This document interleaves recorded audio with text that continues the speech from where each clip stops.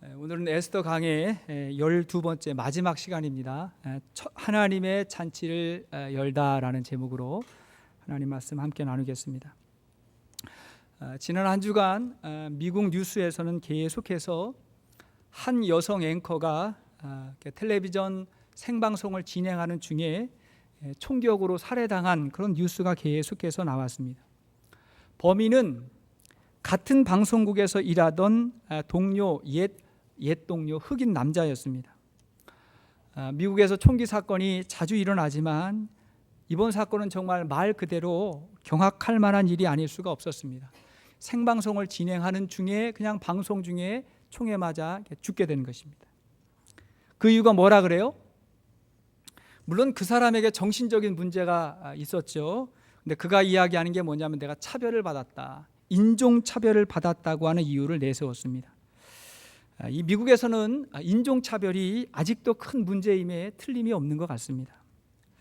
지난 한 주간에 또 우리 한국에서는 어떤 큰 일이 있었습니까? 남북 간의 위기가 있었죠. 우리나라와 북한이 준전시 상태까지 가는 위기를 맞았습니다. 그래서 정말 많은 분들이 걱정을 하고 기도를 했는데, 잘 아시는 바와 같이 다행스럽게 회담이 잘 되어서 그 위기가 새로운 기회가 되었습니다. 그래서 모처럼 남북 관계에 청신호가 왔어요. 좋은 기대할 수 있는 분위기가 찾아오게 됐습니다. 참 다행이다, 감사하다라고 생각하면서도 마음이 안타까운 건 뭐냐면, 사실 우리가 같은 민족이잖아요.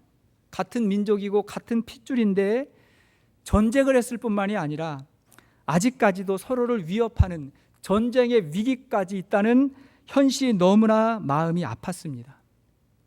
여러분, 사람의 생각은 사람을 나누어지게 하고 이데올로기, 이 이념은 국가를 나누어지게 합니다. 반면에 유대인들은 보면 그들이 AD 70년경에 예루살렘 성이 무너지고 다 유대인들이 흩어졌어요. 쫓겨나게 됐는데, 그러게 자기의 본국을 떠나서 약 2000년 동안 그들이 전 세계에 흩어져 살았지만 어떻게 그들이 하나가 될 수 있었을까? 그들이 민족의 정체성을 유지하며 하나가 될 수 있었거든요. 그 이유가 무엇일까요? 그들의 역사의 중심에 하나님이 계시고 그들이 하나님 중심의 역사관을 가지고 있었기 때문에 그랬던 것입니다. 자, 그들의 역사는 아브라함에게서부터 시작됩니다. 여러분, 아브라함은 역사예요. 이 아브라함하고 우리의 단군 할아버지하고 연도가 거의 비슷하거든요. 근데 우리는 알아요, 그게 신화라는 것을. 근데 아브라함은 역사입니다. 그리고 성경의 역사입니다. 하나님이 아브라함을 선택하여 부르셔서 유대 민족의 조상으로 삼으셨습니다. 이것을 선민사상이라 해요. 하나님이 선택했다. 유대인들의 가장 큰 명절이 유월절입니다. 그들이 애굽에서 노예 생활을 하고 있다가 하나님의 은혜로 구원을 받게 된 날을 기념해서 지키는 큰 명절입니다. 이것도 역사입니다. 아직도 그들은 전 세계 어디에 살아도 유월절 절기를 지키면서 하나님의 은혜로 시작된 그 유대인 공동체를 이루고 그들만의 유대 문화를 만들어가고 있습니다. 또 하나의 절기가 바로 오늘 본문의 배경이 되는 부림절입니다. 이 부림절은 지금까지 우리가 봤던 그 내용이 언급돼 나오는 거예요. 오늘 본문 24절 이하에서 다시 한번 언급이 되고 있는데, 유대인들이 페르시아에서 포로 생활하고 있을 때 아말렉의 후손 하만에 의해서 민족 전체가 죽게 될 위기 가운데 그들이 구원받게 된 것을 기념하는 날이에요. 그 주인공이 누굽니까? 출애굽의 주인공이 모세라고 한다면 이 부림절의 주인공이 바로 에스더와 모르드게가 되는 것입니다. 이렇게 에스더서는 지극히 인간적인 이야기 같지만 사실 하나님의 역사입니다. 자, 에스더서에 하나님의 이름이 나오지 않는다 그랬죠. 자, 그럼에도 불구하고 하나님 중심의 역사가 기록된 것입니다. 하나님 중심으로 살아가는 사람과 민족의 이야기였던 것입니다. 역시 저와 여러분들도, 우리도 하나님 중심의 역사관을 가지고 살아야 됩니다. 자, 우리의 삶의 중심에도 우리 하나님께서 함께 하시는 줄로 믿습니다. 그것이 우리의 믿음인 것이죠. 이러한 사람들에게 있는 하나님의 약속이 그렇다면 무엇일까? 자, 우리가 에스더서를 마무리하면서 소망해야 할 것이 있다면 무엇일까요? 첫째로, 우리는 하나님의 잔치에 참여해야 됩니다. 하나님 잔치에 참여하는 것입니다. 여러분, 하만이 처음에 이 유대인들을 죽이기 위해서 날짜를 정했는데 날짜를 정하기 위해서 부루를 던졌다 그랬어요. 부루. 이 부루가 뭐냐면 주사위 혹은 제비를 뽑다 그런 말이거든요. 주사위를 던졌다. 그래서 그 날이 언제였습니까? 아달월 13일 혹은 14일이었습니다. 근데 그날 유대인들이 다 죽게 된 그날에 결과적으로 어떻게 됐어요? 자기도 죽고 그의 세력들이 다 죽게 되었어요. 그것이 오늘 본문 17절 18절 말씀입니다. 자, 17절 18절 시작. 아달월 13일에 그 일을 행하였고 14일에 쉬며 그날에 잔치를 베풀어 즐겼고 수산에 사는 유다인들은 13일과 14일에 모였고 15일에 쉬며 이날에 잔치를 베풀어 즐긴지라. 뭐 했다고요? 잔치를 베풀어 즐겼다. 그래서 그날을 부림절이라고 불렀습니다. 자, 이날이 어떤 날입니까? 상당히 기쁜 날이죠. 22절 말씀 보십시오. 22절 시작. 이 달 이날에 유다인들이 대적에게서 벗어나서 평안함을 얻어 슬픔이 변하여 기쁨이 되고 애통이 변하여 길한 날이 되었으니 이 두 날을 지켜 잔치를 베풀고 즐기며 서로 예물을 주며 가난한 자를 구제하라 하매. 자, 여기 보십시오. 슬픔이 변하여 기쁨이 되고 애통이 변하여 길한 날이 되었으니. 저는 우리 가운데 이런 일들이 있기를 바랍니다. 현세가 아니면 후대에, 후대가 아니면 내세에 있을 줄로 믿습니다. 그런 믿음을 가지고 우리가 살아가는 것이죠. 근데 여기를 보면 이 잔치라고 하는 말이 반복해서 나와요. 17절을 봐도 그날에 잔치를 베풀어 즐겼고 18절을 봐도 잔치를 베풀어 즐긴지라 19절에 잔치를 베풀고 즐기며 서로 예물을 주더라. 잔치라는 말이 계속해서 나와요. 사실 이 에스더서에서 잔치는 굉장히 중요한 의미를 가지고 있는 것입니다. 우리가 에스더 1장을 보았을 때 1장에 뭘로 시작이 됩니까? 왕의 잔치부터 시작이 됩니다. 이게 인간의 잔치를 말하는 것입니다. 아하수에로 왕이 온 나라의 잔치를 열었는데 그 잔치가 180일 동안 지속되었습니다.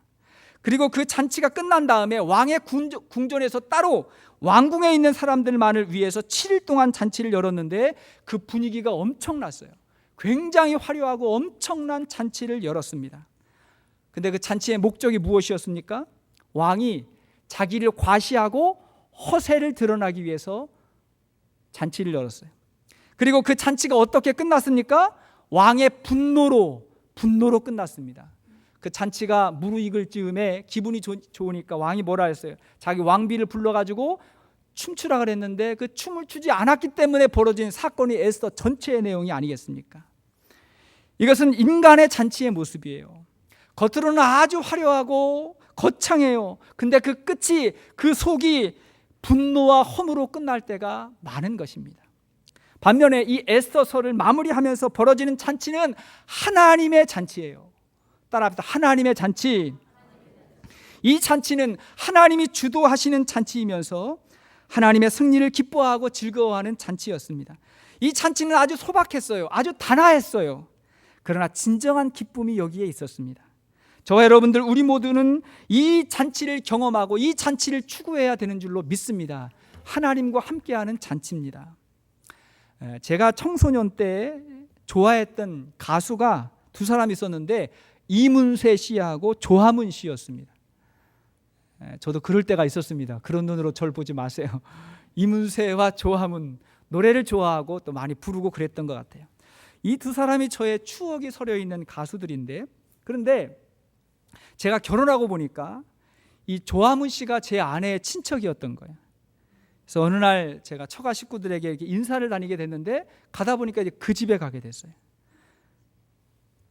그때 가서 알게 된 사실이 뭐냐면 이 조화문 씨가 예수를 믿고 있었고 그리고 목사가 되었다는 사실을 그때 알게 됐어요. 그 가정은 안 믿었는데 조화문 씨만 특별한 은혜를 이렇게 받았어요. 그리고 그분이 한 몇 년 후에 책을 하나 쓰게 됐는데 그 책 제목이 뭐냐면 내 아픔 아시는 당신께였어요. 노래 제목 생각나죠? 내 아픔 아시는 당신께, 뭐 그거 했던 거 아니에요? 그 책 제목이었습니다. 그분의 자전적 책이었습니다. 그 책을 보면 제가 그분을 너무 좋아했을 때, 세상 많은 사람들이 좋아했을 때 그분은 세상 잔치에 취해 있었어요. 그 책은 그 당시에 자신의 삶에 대해서 설명하고 있는데 단어를 하나 소개하고 그 단어를 설명하고 그런 이렇게 방법으로 책이 소개가 되고 있는데 그때 소개된 단어가 이런 것들이었어요. 소유욕, 분노, 두려움, 완벽주의, 비판, 의심, 신경질. 1장에 이런 게 있었고 2장에 술, 담배, 대마초, 그 다음 장에 소화불량, 불면증, 호흡곤란, 질병, 자살 이런 내용이었습니다.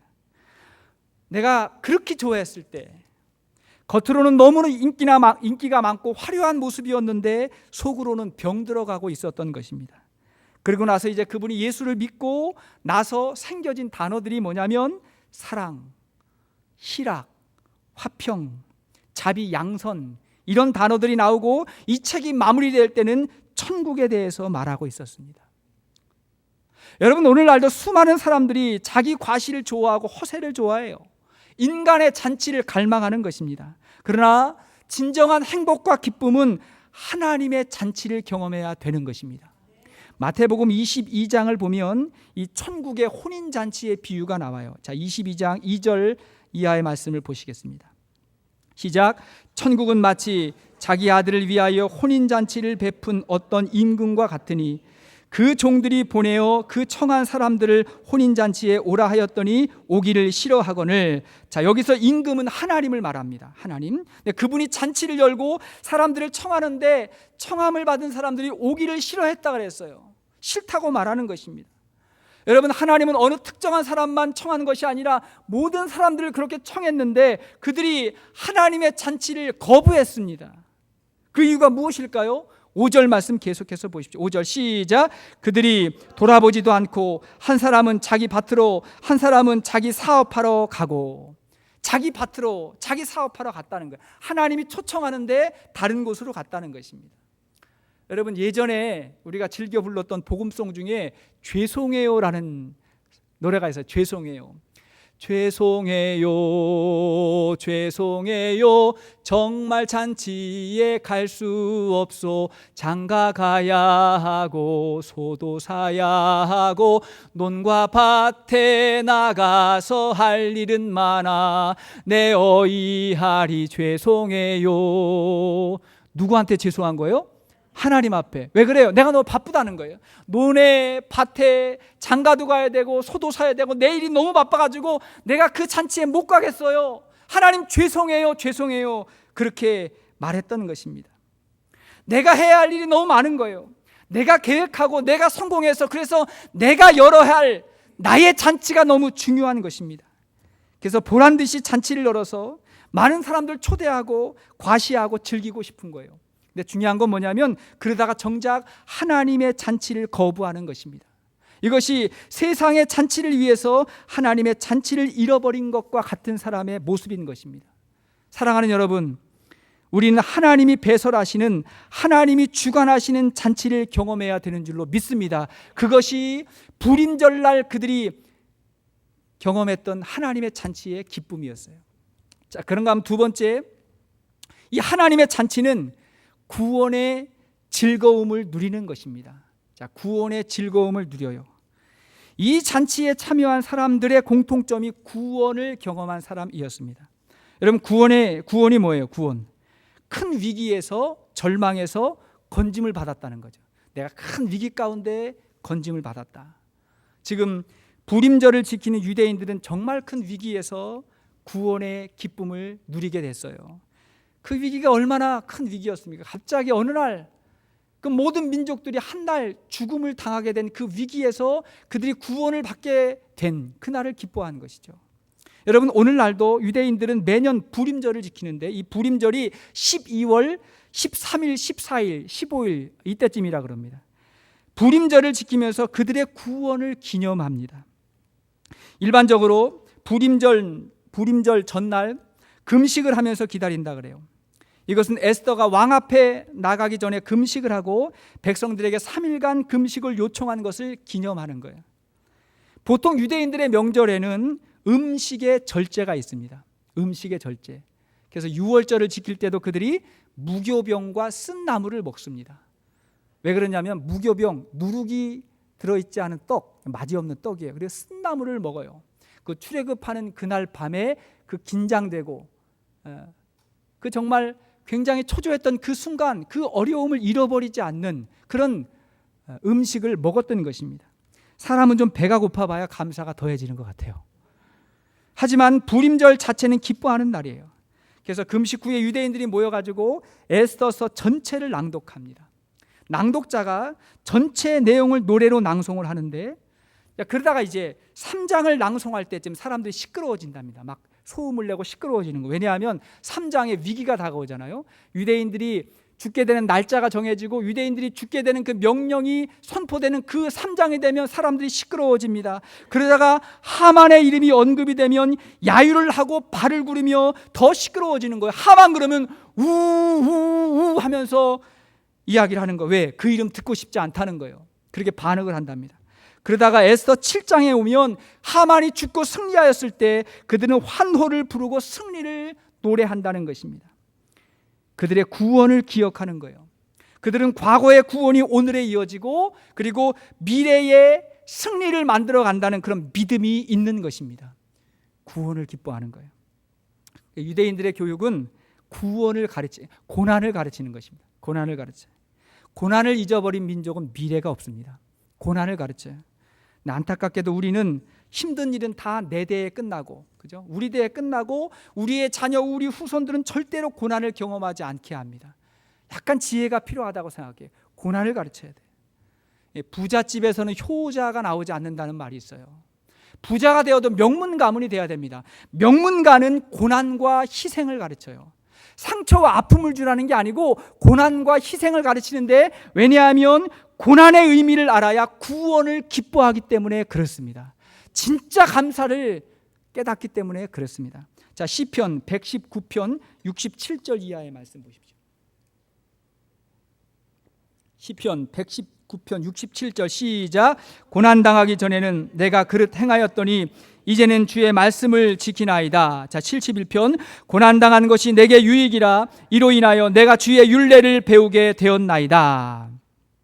그래서 하나님 잔치의 중심에는 십자가의 고난이 세워지는 것입니다. 십자가가 세워져요.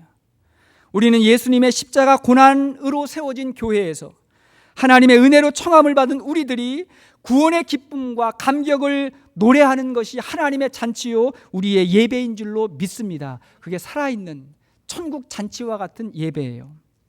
에스더 5장을 보면, 여러분 5장을 보면 하만이 모르드게를 죽이기 위해서 뭘 만들어요? 장대를 만들죠. 장대에 달아 죽이리라 이렇게 만들었습니다. 그런데 그 장대에 결국은 자신이 죽게 되었어요. 그러니까 에스더와 하만의 싸움은 개인의 싸움이 아니라 이건 영적 싸움인 것입니다. 하만은 인간의 악을 상징하고 악은 십자가에 달려 죽어야 된다는 거예요. 자, 그런데 민수기 21장에도 장대가 나옵니다. 장대.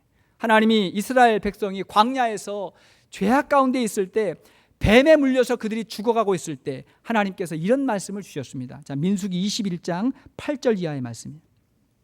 시작. 여호와께서 모세에게 이르시되 불뱀을 만들어 장대 위에 매달아라. 물린 자마다 그것을 보면 살리라. 모세가 놋뱀을 만들어 장대 위에 다니 뱀에게 물린 자가 놋뱀을 쳐다본 중 모두 살리라. 지금 뱀에 물려서 죽어가는 많은 사람들에게 뭐라 했어요? 장대에 놋뱀을 만들어 달아라. 그걸 보는 자마다 살리라. 죽어가는 자들이 그 놋뱀을 보는 자마다 살리라. 그런 일들이 그들이 광야에서 있었던 것입니다. 근데 여기서 이 장대, 이 놋뱀이 의미하는 것이 무엇일까요? 우리 예수님께서 친히 말씀하셨어요. 요한복음 3장 14절. 요한복음 3장 14절 말씀 시작. 모세가 광야에서 뱀을 든 것 같이 인자도 들려야 하리니 이는 그를 믿는 자마다 영생을 얻게 하려 하심이니라. 아멘. 자, 모세가 광야에서 뱀을 든 것 같이 인자도 누구예요?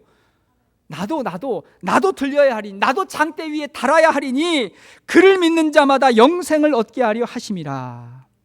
하만은 자기 죄 때문에 장대에 달려 죽었지만 예수님 우리 죄 대신해서 장대에 달려 돌아가셨어요. 친히 나무에 달리셨습니다. 그리고 우리는 그것을 보고 신앙을 고백하며 살아가는 것입니다.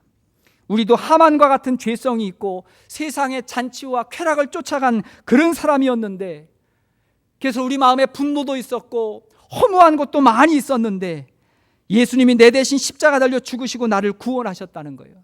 이제는 우리가 그 예수님을 바라보고 십자가 위에 주님을 바라볼 때 하나님의 잔치에 참여하게 되었고 영원한 천국을 소유하게 되었다는 것입니다. 그것이 오늘 우리가 예수님의 십자가를 마음에 품고 누려야 될 천국의 구원의 기쁨인 줄로 믿습니다. 우리가 회복해야 할 이 정신, 그것이 바로 이것입니다. 십자가 중심의 신앙인 것입니다. 세 번째, 그렇다면 이 구원의 기쁨은 함께 나누는 것입니다. 따라합시다. 함께 나누는 것입니다. 구원의 기쁨은 함께 나누는 것입니다. 하나님의 잔치는 나만 먹고 즐기는 게 아니에요. 오늘 본문을 보면 아주 의미 있는 명령을 하나님께서 하시는데 22절 보십시오. 부림절 22절 다시 한번 읽겠습니다. 시작.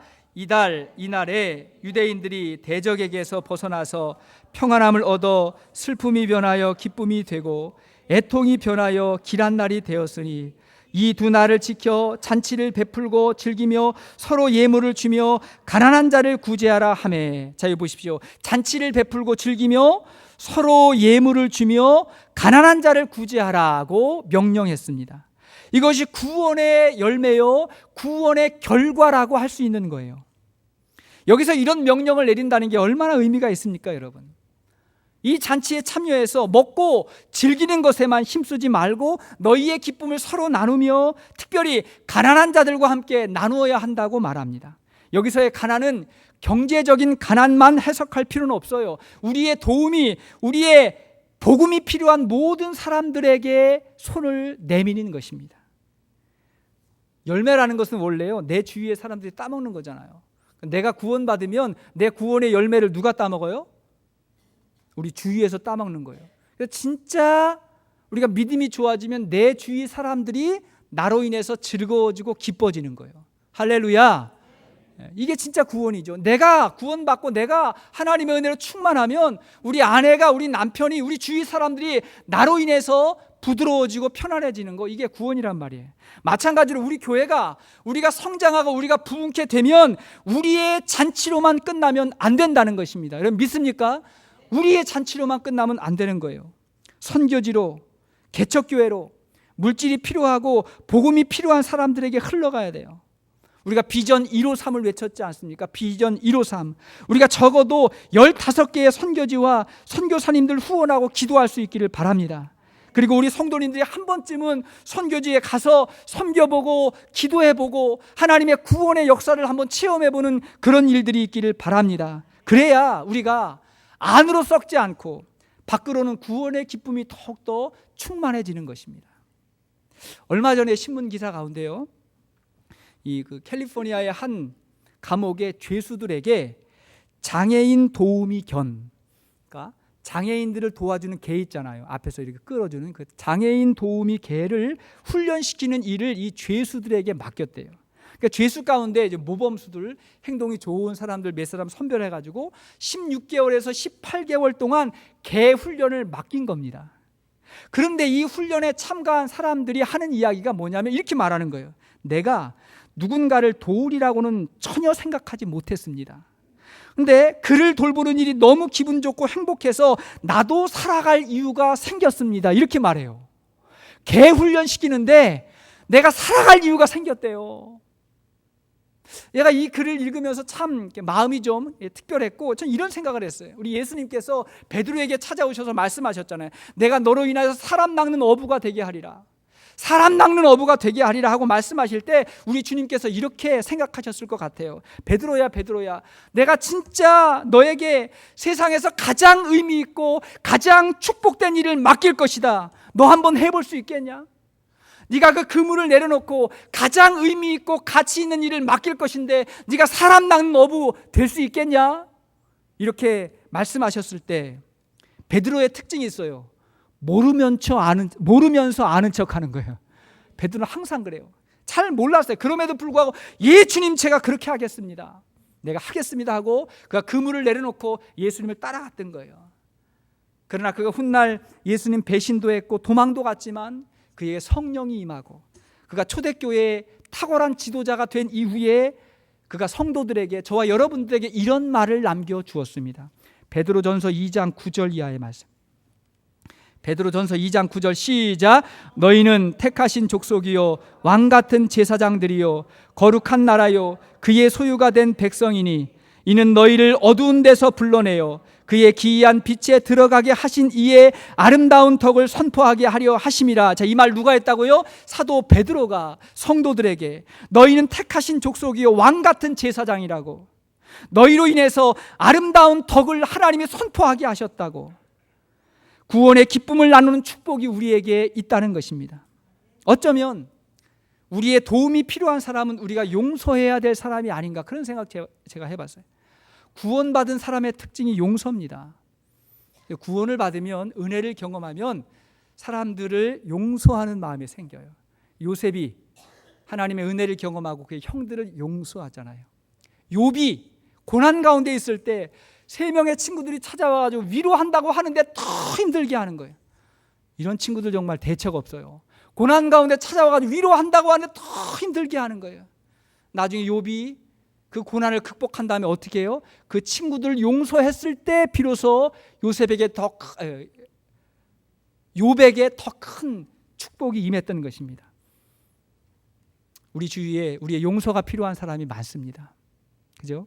이런 말이 있어요. 하나님의 은혜가 임하면 고대 사회에서는 그 은혜가 여자에게 미치게 되었고, 성인에서 어린아이에게까지 미치게 되었고, 풍요로운 사회에서 가난한 자에게 미치게 되었고, 건강한 사회에서 병약한 자에게 미치게 되었고, 유대인들에게서 이방인에게 미치게 되었고, 기독교 사회에서 죄인에게까지 미치게 되었다. 자꾸 하나님의 은혜가 낮은 곳으로 흘러가는 것입니다. 저는 저와 여러분들이 하나님의 은혜를 경험하고 우리의 이 은혜가 낮은 곳으로 흘러갈 수 있기를 바랍니다. 그것이 바로 헌신이고요, 그것이 바로 봉사이고요, 그것이 하나님께 드리는 헌금이고요, 그리고 사람들을 용서하게 되고 구제하게 되고 선교하게 되는 것입니다. 이것이 하나님의 잔치에서 일어나는 구원의 열매인 줄로 믿습니다. 구원의 열매예요. 말씀의 결론을 맺겠습니다. 사실 최근에 한 주간 제가 금식을 했거든요. 금식을 하면서 부분 금식을 했습니다. 부분 금식은 뭐 밥, 고기 뭐 이런 거 먹지 않고 야채, 과일, 그리고 감자, 옥수수 뭐 이런 것들 먹으면서 부분 금식을 했는데, 그래도 아주 안 먹은 건 아니니까 괜찮았는데 그래도 배가 고프더라고요. 배가 고프고, 저는 제가 옥수수를 그렇게 좋아하는 줄 몰랐어요.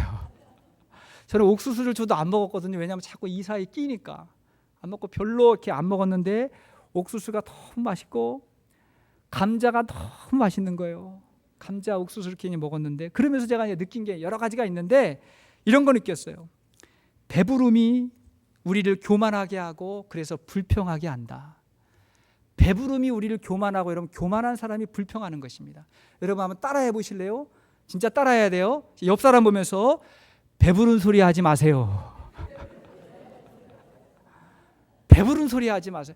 배부를 때 그런 소리 하는 거예요. 배부를 때. 배가 불러가지고 우리가 이렇게 불평할 때가 참 많아요. 그런데 여러분, 배고픔이, 고난이 우리를 겸손하게 하고 감사하게 해요. 고난받는 사람이 더 겸손하고 더 감사할 때가 너무 많아요. 그걸 다시 한번 생각하게 됐어요. 오늘날은 소비 시대입니다. 시대 상황의 자체가 그래요.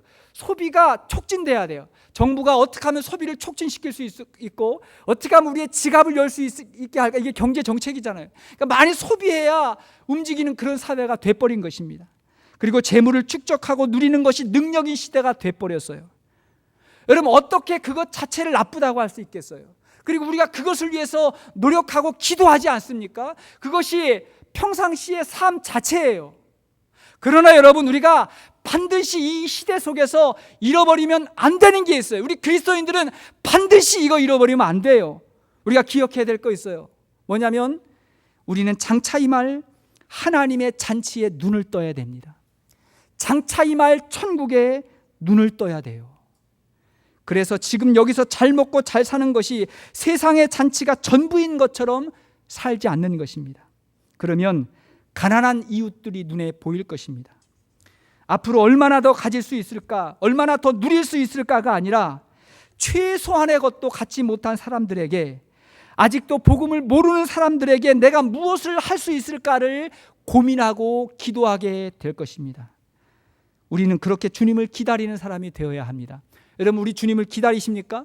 정말 기다리세요? 그러면 천국에 눈을 뜨셔야 됩니다. 우리 주님 뭐라 그랬어요? 심령이 가난한 자는 복이 있나니 천국이 그들의 것이요. 우리의 마음이 정말 가난해져서 하나님으로 충만해져서 배부른 소리 하지 아니하고 정말 주님으로 충만해지고 주님의 역사를 이루면서 살아가고자 할 때 하나님 나라가 저와 여러분들의 마음 가운데 임하게 될 것입니다. 이 축복 가운데 살 수 있기를 주의 이름으로 축원드립니다.